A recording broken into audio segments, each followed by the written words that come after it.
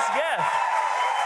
Tonight, from his work in shows like Parenthood and Punk'd and movies such as Chips and Baby Mama, he's the host of the fantastic podcast Armchair Expert with Dax Shepard, which is available through Wondery or wherever you get your podcasts.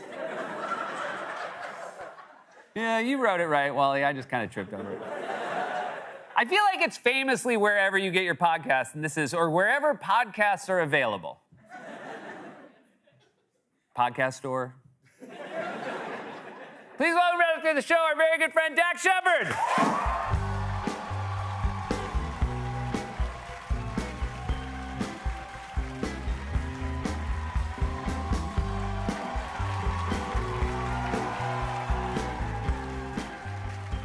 Look at us. Just a couple of guys who dress alike. Just a couple guys that just chopped up a cord of wood.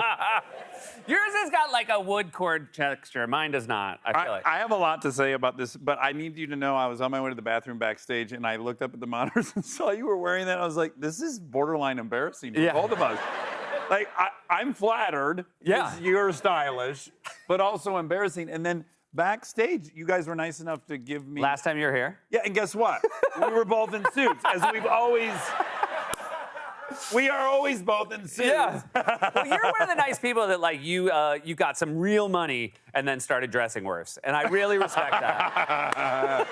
You made some real money. If you don't use your real money to stop caring, what on earth What is is the the point money for? of it? Why get it? I had a good summer, but last summer I had a very nice summer because I saw you a ton last summer. Yeah, we were together last summer. We had us as lovers have had. Yeah. We had a summer together. We had a summer together. Our kids interacted. Our wives interacted. It was lovely. Your father-in-law and I fell head over heels in love. I mean, that's the true love story. I text with him weekly. Yeah. Yes. Everyone who comes into my orbit and meets my father-in-law just immediately leaves me for him. Well, that's what being married to Kristen Bell is like. Oh, right. Yes. Yeah. Everyone who's like, Dax is so incredible, they just have to meet Kristen to be like, he's not that great. No, he's kind of average by comparison. And he doesn't dress up anymore, which is heartbreaking. Unbecoming. But you guys were on the road this summer as well. Yes. So the unfortunate thing is our summer together was so spectacular that this year we went to Scandinavia, which is incredible. And we went to Iceland and Norway and Sweden and Denmark, which all in a car driving around with two little kids. A thing I started noticing is that I think we discussed the Norwegians. We discussed them. Yeah. Americans. Yeah. I'm using the we informal as us Americans. Because we would stop at the gas station and load up on snacks. It's a road trip. Yeah. Throw them all on the counter. And my kids would be piling garbage on the counter, and I've got a couple thousand drinks, and I could see the proprietary was like, you guys are disgusting. You're so consumptive. You're everything that's wrong. It's weird to see a proprietor not want to sell the goods that are for sale. No, they're like, this business is built around everyone getting one thing. Come in and get the thing you need to stay alive for the next 3 hours, and then get another thing to stay alive. And we would go out to eat, and we'd be ordering, and they would just straight say, that's too much food. And I go, like, it's too much, you think I can't eat it, or not allowed to get any more food? And sometimes it was both. Really? Yes. Would you be willing to, because when I went to Scandinavia, what I was taken by is how much they hated the next country you were going to. Like, when we were in Denmark, they're like, where are you going to next? We're like, Sweden. They're like, why? And then when you're in Sweden, we're like, going to Finland. They're like, ugh. Yeah. Did you have a favorite? Start a war with your Scandinavian fans. They're all so great. Everyone should go. All right, I'll let you off the hook. No, but they were great, and I would say Denmark was a little more open to how much food we ordered. Okay, so gotcha.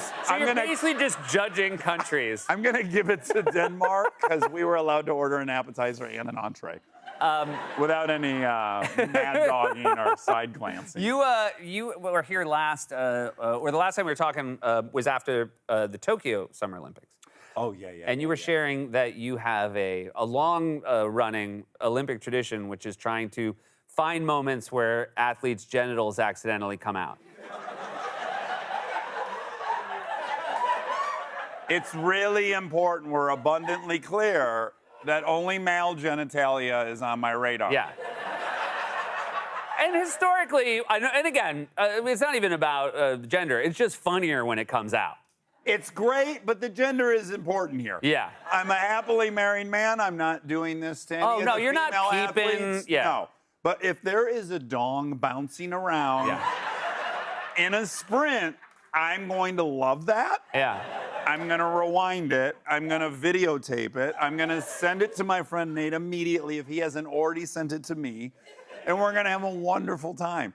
And this is a funny story for me, not the person.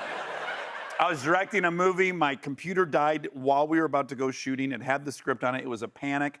I had an assistant at the time. She took it to the Mac store, got a new computer, got everything transferred. And when I lifted up the computer, this is for real, the file was open of all my Olympic photos. Just 30 or 40 dongs in different state of bouncing. Yeah. And I was like, that's not a thing for a boss and an employee Yeah. to have between them. And then I had to say, like, hey, just wanted to bring up that thing. It's a funny bit between me. And she was like, didn't want to see it. Don't need to know more about it. You got a file on your computer. But we did have a great offering. I mean, this was, it was one of the great moments of the Olympics. This is a pole vaulter, and he brought it down. The service that this man performed for his country and the world, I can't thank him enough. This was sure, Simone unstoppable. Yeah. What a beast. Sha'Carri winning that 4x100. But this is the moment that historians will be talking about. Yeah, for years. I think so too. Yeah, it was too much to get over that bar. Yeah. Yeah. I mean, it's like, I feel like the great people who have an eye for talent, like even when it was like, first started out, they're like, on the plus side, guy's got all the skills. On the downside, one day it's going to bring down the bar. Yes.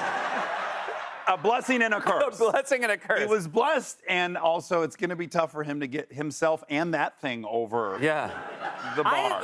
This year, and they were wonderful, my friends Kenan Thompson and Kevin Hart did a show on Peacock where they were like covering the Olympics. Yeah. And I'm not in a position to offer this, but like I feel like the next Olympics, you should have your own Peacock show that's just like Dax Shepard Dong Watch. Yeah. I mean, a nightly show. Are you offering? I'm offering. Okay. Yeah. Where do I sign? All right, we'll get a contract together and we'll be right back with more from Dax Shepard.